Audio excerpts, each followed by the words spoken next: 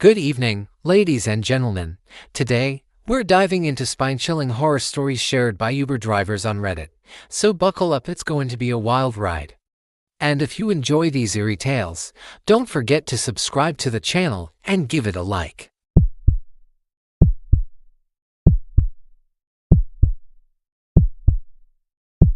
I've been driving for rideshare apps for about 4 years now, mostly night shifts. It's quieter, the traffic's light, and the people, well, they're usually either drunk, tired, or both. I've seen my share of weird things: people passed out, crying breakups. Even a woman who insisted on reading tarot cards in the back seat. But nothing prepared me for that ride 2 weeks ago. It was around 10 a.m. on a Tuesday. I was parked at the edge of downtown, sipping gas station coffee, watching the rain bead on my windshield. The streets were empty, save for the occasional flicker of taillights vanishing into the mist. Then my phone buzzed. New ride request. Just a few blocks away. Username, Martin H. The pickup pin dropped outside a 24-hour laundromat. I pulled up, flipped on my blinkers. A man was standing just beyond the neon glow of the sign, tall, wearing a long gray coat, hood up. He didn't make eye contact, just got in the back seat and closed the door gently. "Martin?" I asked. He didn't respond right away. Then, in a voice that was barely audible, he muttered, "Yes." The app hadn't listed a destination. I turned slightly in my seat. "So, where are we headed?" He leaned forward just a little, his breath sour and cold against my ear. Then he whispered, 43.672. -120 to 0.509. I blinked. "Sorry." "What?" He repeated it. Exactly the same. Slow. Precise. I reached for my phone to punch the coordinates into Google Maps. It landed us deep into the woods, about 40 minutes west, somewhere past the last gas station on Highway 12. No towns nearby. No trails marked. Just a gray patch of nothing. "You sure that's right?" I asked. He didn't reply. Just leaned back and stared out the window. Normally, I would have canceled the ride, but something about the way he sat there, rigid, silent, almost vibrating with tension, made me uneasy. I felt responsible, somehow. Like saying no would be a mistake I'd regret. The car pulled out onto the wet road. I tried to break the silence, kind of late to be heading out to the middle of nowhere. How? No answer. The silence settled in thick. I turned on the radio, just static. Every station. I shrugged it off, thinking maybe we'd driven into a dead zone. A few miles down the highway, he whispered again. 43.672, -120 to 0.509. Same exact tone. Same slow cadence. "Yeah, I got it," I muttered. "That's where we're going." I glanced at the rearview mirror, but the back seat was empty. I slammed on the brakes, heart leaping into my throat. I whipped around. Nothing. No coat. No scent. No door opening or closing. The leather seat was dry and wrinkled, as if no one had ever sat there. I sat frozen for a good 30 seconds. My hands were trembling. The only sound was the soft tick of the hazard lights and the slow patter of rain on the roof. Then my phone buzzed. New message from the rideshare app. "Thanks for the ride. He appreciates it." There was no name, no contact. I looked at the screen. The ride was still active, and the location pin was moving straight into the forest. I don't remember making the decision to keep driving. My brain was screaming at me to turn around, but my hands stayed on the wheel. The GPS marker, still labeled passenger, crept deeper into that patch of forest. No trails. No roads, just in marked green. About 20 minutes later, pavement gave way to gravel. Then gravel turned into mud. Tree limbs clawed at the sides of my car like fingers as I crept through a narrowing dirt path that shouldn't have fit a vehicle. But somehow it did. The air changed. You know that feeling when you step into a place that hasn't been disturbed in years, where everything is too quiet, like the earth itself is holding its breath? That's what it felt like. Eventually, I pulled into what looked like an old, forgotten clearing. The passenger pin on my phone stopped moving. It was maybe 30 feet ahead, just beyond a tangle of moss-covered stones. I turned off the ignition, but left the lights on. I sat there, staring through the windshield. I kept expecting something to emerge from the darkness, but nothing moved. Then, without thinking, I got out of the car. The mud sucked at my shoes with each step. The trees were so dense, their branches tangled overhead like a canopy of black veins. My breath fogged in front of me. I swear, it was colder here. Colder than it should have been in late spring. I reached the spot. The pin was right in front of me. I looked down. There was nothing. Just wet leaves, moss, and stones. But the quiet, it was wrong. It wasn't silence. It was like something was listening, waiting. And then I heard it again. 43.672, negative 122.509. Whispered right behind my ear.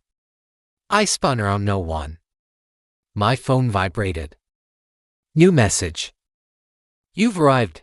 At that moment, the car headlights blinked off. Then on, then off again. Then, darkness. I ran back, slipping, nearly falling. When I opened the driver's door, the interior lights didn't turn on. The dash was dead. My phone too. Black screen. I checked the battery, it had been at 73%. Now nothing. For the first time in years, I felt real fear. The kind that knots your stomach, makes your skin feel too tight. And then I saw movement. Not out in the woods, inside the car, in the back seat. Someone was sitting there. Same coat, same hood. His head slowly turned toward me. I didn't wait. I yanked the door shut and took off on foot. Crashing through branches, tearing through underbrush. I didn't stop until I saw headlights faint. Distant, but real. A county patrol truck. I flagged it down like a man possessed. The officer took one look at me, muddy and wide-eyed, and asked what happened. I told him I got lost. Left out the rest. He gave me a ride back to town and promised to have someone tow my car. But here's the thing. The car wasn't found. Not that night. Not the next day. 3 days later, it turned up in the clearing, no tracks leading to or from it. Just sitting there, clean, dry, battery fully charged. No sign of anyone else. And that rideshare trip, it's still open in my app. Still says en route. Still shows a tiny dot.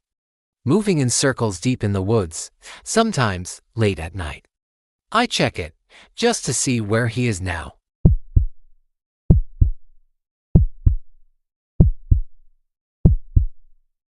Night driving has always suited me.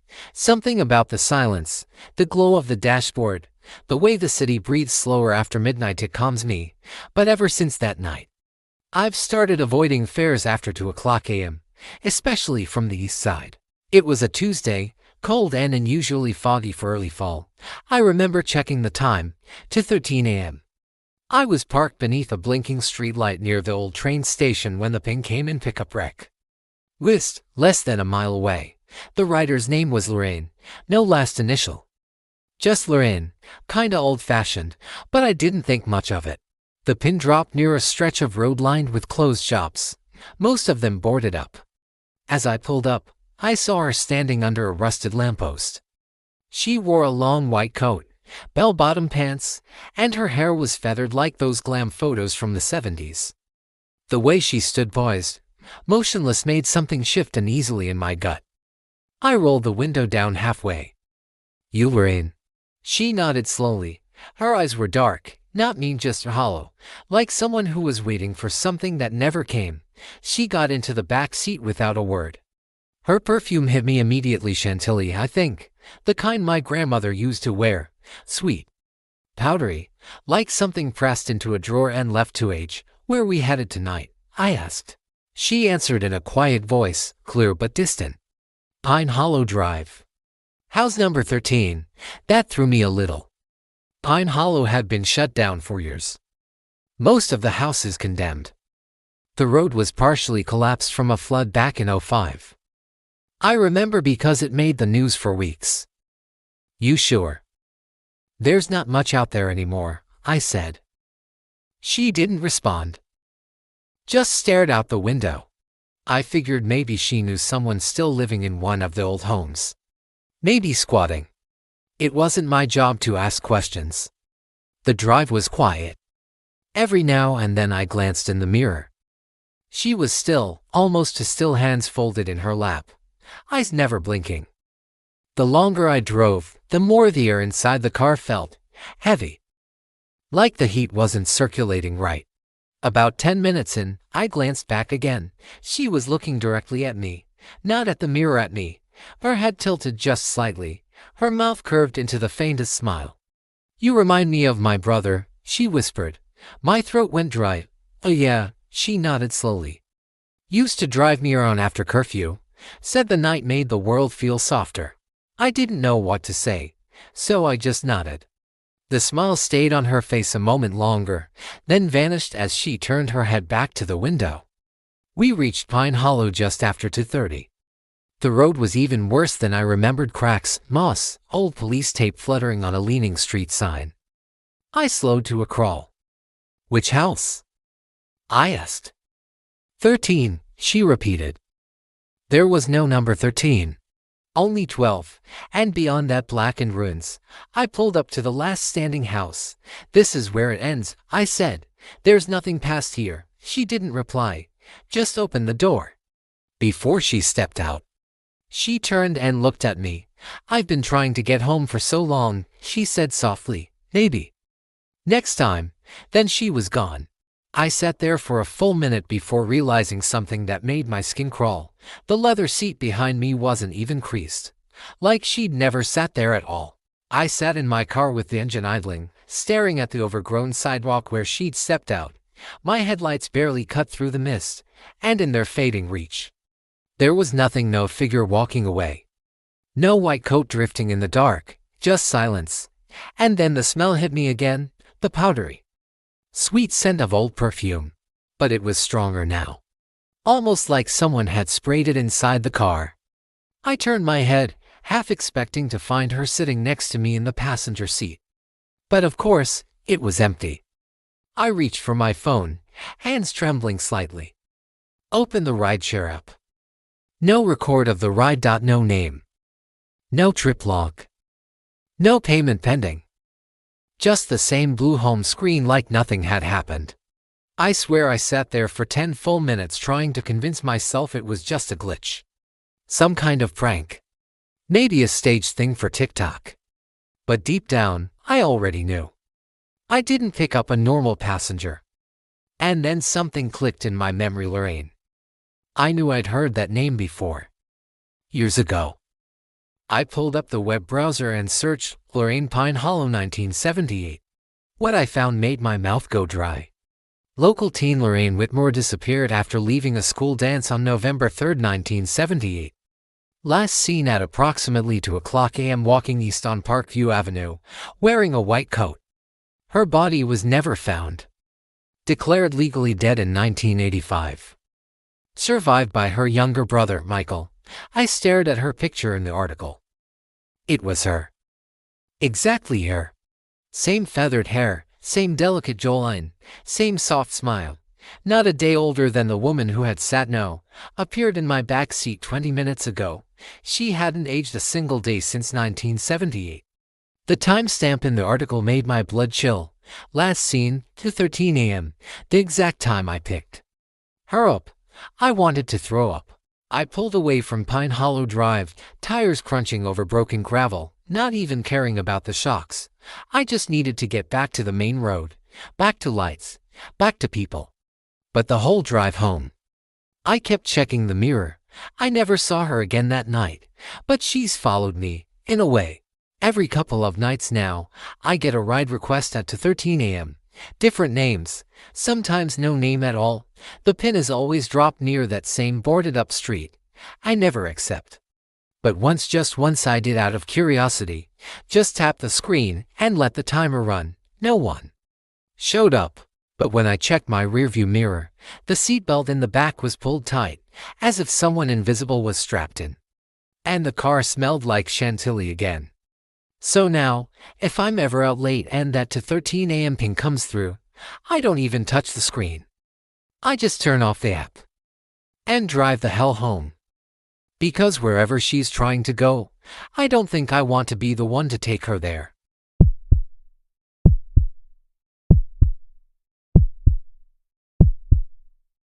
I drive nights. Always have. It's when I think best, just me, the road, and the occasional odd passenger. But last Thursday changed how I look at my job. It was quiet until 3:07 a.m. when I got a ride request from someone named Daniel P. Pickup bin, a corner right outside an old diner that closed down years ago. Weird place to be standing, but not the weirdest I've seen. When I pulled up, he was already there, late 20s, maybe early 30s, pale, with dark hair, wearing an old-fashioned black overcoat, no luggage. No phone in hand, just standing there under a flickering street lamp like he'd stepped out of another time. He got in without a word and sat in the back. Directly behind me, my eyes caught his in the rearview mirror. There was something distant in them.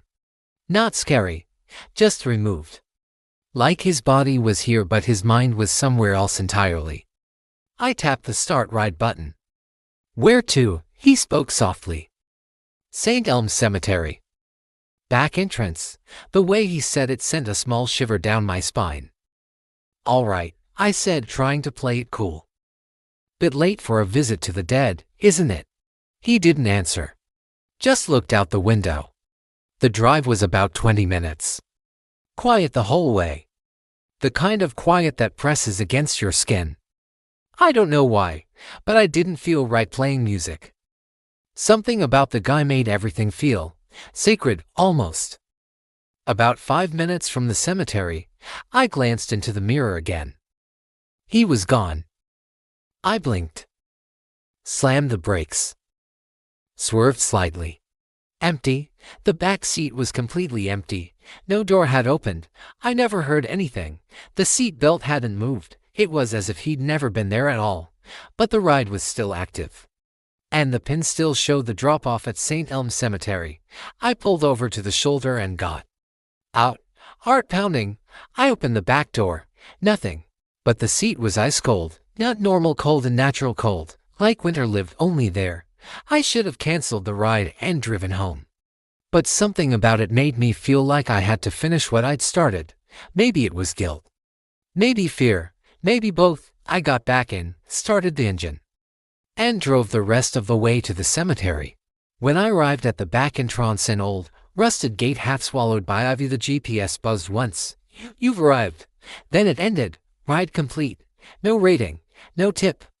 I turned to glance out the window, and nearly screamed. There, standing inside the gate, was Daniel. Same coat, same dead stare. He raised a hand, almost a wave, then stepped backward, and vanished behind the tombstones. I drove away so fast I barely remember turning the wheel, but I swear I never saw him open the gate, because it was chained shut with a lock so rusted, it hadn't moved in decades. I got home just before 4:00 a.m., hands still shaking. Parked the car in my driveway and sat there, trying to convince myself I hadn't completely lost it. Maybe he'd snuck out while I was driving. Maybe I dozed off at a red light. Maybe the stress of too many night shifts was finally catching up with me. But that didn't explain the ice-cold seat.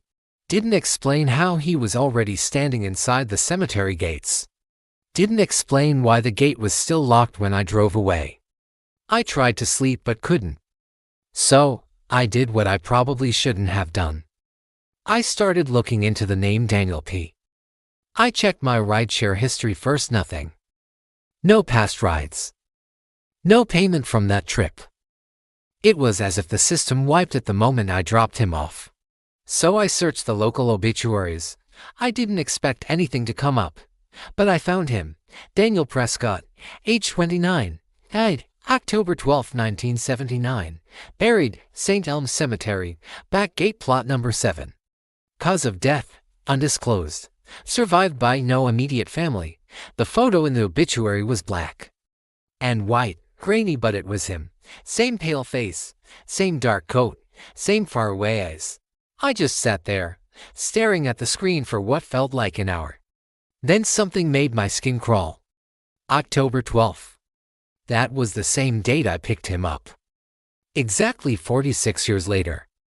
I checked the ride timestamp again, 3:07 a.m. His time of death? 3:07 a.m., according to the full obituary details. I slammed the laptop shut and tried to tell myself this was a coincidence. But it got worse. The next night, I was driving again because what else was I gonna do? Life doesn't stop just because something unexplainable happens. Around 3:00 a.m., I got another ping. No name. No photo. Just a location, that same diner. I didn't accept it. Let the clock run out. But when I passed by that spot 20 minutes later, just out of curiosity, there he was. Standing in the exact same place. This time, he didn't move, just stared at me as I rolled past. I couldn't see his eyes, but I felt them. I stopped driving nights after that, thought maybe he'd go away if I stopped returning. But sometimes, I still wake up around 3:07 a.m., the car will beep, the rideshare app will light up on its own. Same request, same location. And every time I check the rearview mirror in my parked car, just to be sure, that seat behind me feels just a little colder, and sometimes, just sometimes, it's not empty.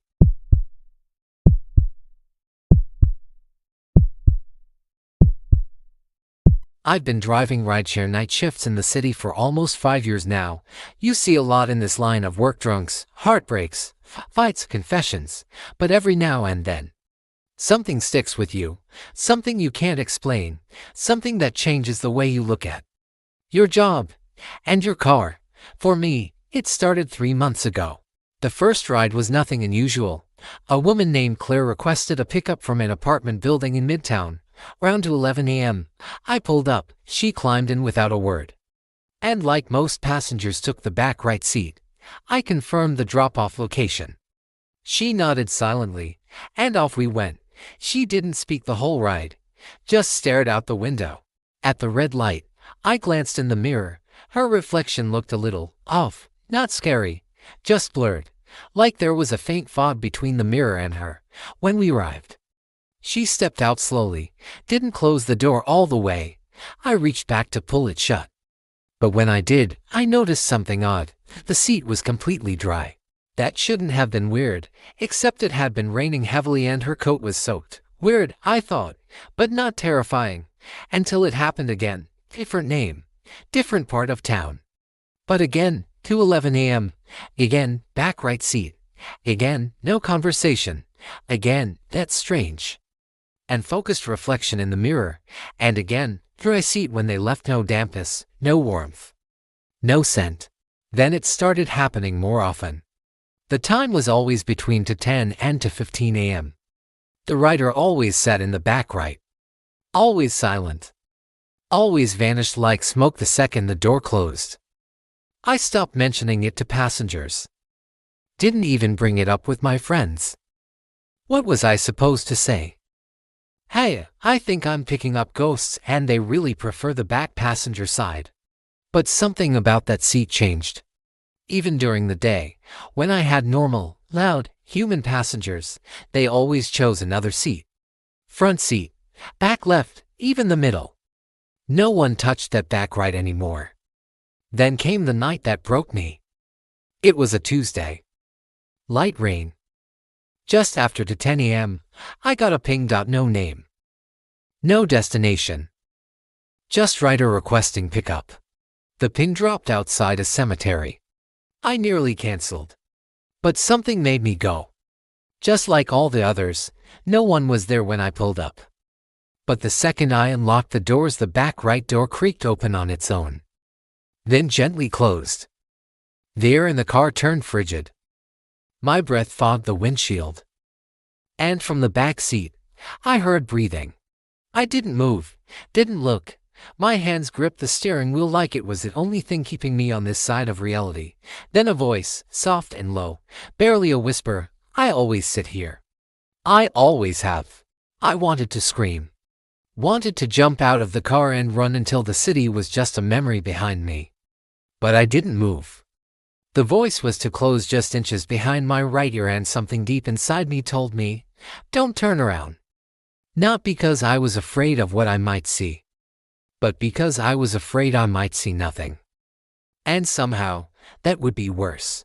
I sat frozen for what felt like minutes, my knuckles white on the steering wheel. The silence in the car grew louder, yes, louder until it felt like pressure behind my eyes. Then the voice whispered again, "You're the only one who ever comes back." I didn't know what that meant. My pulse was hammering in my throat. My heart felt like it wanted out of my chest. I opened my mouth to speak, but I couldn't form words. Then suddenly the air shifted, the pressure lifted, the cold evaporated, and when I turned my head, slowly, cautiously, the back seat was empty again, but not untouched. The seatbelt was pulled out, resting across the cushion, slightly indented, like someone had been sitting there for a long, long time. I reached back to touch it. Still cold. I drove straight home and parked the car in the garage. Left the engine running for a minute, half expecting the door to open again. It didn't. I turned off the ignition and just sat there, trying to process what had happened. But the next night, it started again, to 11 a.m. Back right seat. Same cold air. Same silence. No rider ever appeared. No name. Just the request. And that door. Sometimes, it opens by itself. Sometimes, it doesn't need to. The worst part. I started hearing whispers when the car was off. Sometimes just a word. Sometimes a breath. One time, I heard a child laugh, brief and hollow. Then, last night, I found something tucked into the crease of the back right seat. A faded bus ticket dated 1966. Name printed in smudged ink, Eleanor K. One way there hasn't been a bus line through this city since the late 70s. I don't know who Eleanor is. I don't know what happened to her. Or to all the others who seem to sit in that seat. But I know one thing. They're not looking for a destination. They're looking for someone to remember they were here. And I think they've chosen me. So now, when that request comes in at 11 a.m., I let them ride. Because deep down, I know that seat will never stay empty for long.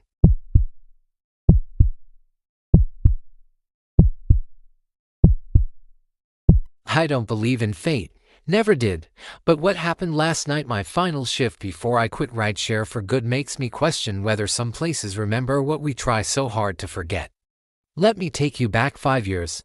My very first night on the job. I was green, nervous, trying to act cool behind the wheel of my beat-up Nissan. It was just after 2 a.m. when a ride request came through. Emily H. Pick up from the corner of 9th and Leland. I remember her clearly. Slim, brunette, maybe 25. Wearing a thin yellow dress under a gray hoodie. Eyes red from crying. She looked like someone who'd walked away from a fight. Or maybe from someone she shouldn't have loved. She got in, sat behind me, and quietly asked me to take her to Riverside Overlook. That should have been my first red flag. Riverside was a winding bluff just outside city limits, known more for what people left behind than for the view. A few tragic stories. You know the kind. I hesitated. That's pretty far out, I said. She replied softly, I'll tip you cash. We drove in silence for most of the way. The windows were down. The air smelled like wet earth and early fall. I asked if she was okay. She didn't answer right away. Just stared out into the dark. Then she said, I'm just tired. Of everything. I pulled up to the edge of the overlook around 40 a.m. She stepped out and turned to me. Thanks for being kind, she said. You didn't have to be. I watched her walk toward the railing. Then I drove off. It wasn't until later when I saw the news that I learned she jumped. That was my first fare. And I never told anyone. Not the police, not my friends, not even myself, if that makes sense. I just buried it under years of silence and strangers and late-night drives. Until last night. October 17th. 5 years, to the day. I had already told myself this would be my last night driving. My knees were getting stiff. My eyes didn't like the night anymore. One last run, I thought. End it quietly. At 2:06 a.m., a ping came through. Name, Emily H. Pickup, Bennett and Leland. Destination, not listed. The blood drained from my face. I stared at the screen so long the countdown timer nearly expired. Then I accepted. I pulled up to the exact same corner I did 5 years ago. And there she was. Same yellow dress. Same gray hoodie. Same hollow eyes. She got in slowly and sat behind me. The air in the car dropped like I had turned on the AC, but I hadn't touched the dial. I didn't speak. I didn't have to. She whispered, "Can you take me back?" I knew what she meant. I pulled out, hands trembling, not knowing if I was asleep, dead, or dreaming but unable to do anything else, as we passed the edge of the city and the trees swallowed the road. She said one more thing, maybe this time, you'll stay. The road to Riverside Overlook hadn't changed much in 5 years. Same sharp bends, same moonlight barely cutting through the trees. But everything felt different this time, thicker, heavier. Like the air itself was holding its breath. I didn't glance in the rear view. I couldn't. Every instinct told me not to. But I could feel her back there. I could feel the cold radiating from the back seat like dry ice. It seeped into my bones, numbing my knuckles as I gripped the wheel tighter than I should have. Halfway there, I broke. "I never should have left you," I said aloud. My voice shaky. She didn't respond, just breathed. And that's when I realized something was off. There was no sound, no engine hum, no tires on gravel, not even the wind brushing past the windows. Like the whole world had paused just for this drive. The GPS, which I hadn't even set, lit up on its own. One clear blue line leading to Riverside Overlook. Arrival time, 2:40 a.m. Same as before. When we reached the final turn before the cliff, my headlights flicked just for a second, and in that flash of darkness, I swear I saw her reflection in the windshield. She was smiling, but not kindly. I pulled into the overlook and put the car in park. She didn't move. Neither did I. And then, like some invisible switch flip, she whispered, "Do you see it now?" My eyes drifted forward. There was a second car, parked just beyond mine.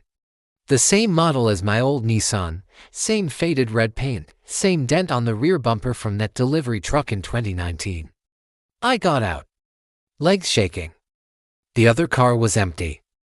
Dust on the dash. Spider webs in the side mirror. And inside it, on the passenger seat, a worn yellow hoodie, neatly folded. I turned around slowly, feeling my breath catch in my throat.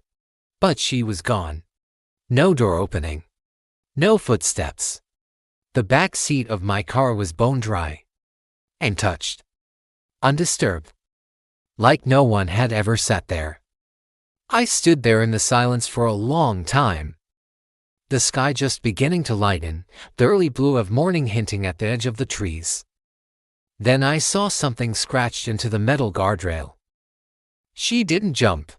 I ran my fingers across it. Fresh. Carved deep. Too deep for a key or pocket knife. Like it had been etched by something old, sharp, and angry. I don't remember the drive home. I just know I left that place behind. And I haven't opened the rideshare app since. I deleted it the next day, but sometimes my phone buzzes at 2:06 a.m. anyway. No number. No notification. Just a low vibration that doesn't stop until I turn my headlights on. And sometimes if I forget to lock my doors, the back right seat feels cold. Thanks for riding with us through these chilling tales. Until next time, stay safe and always check the back seat.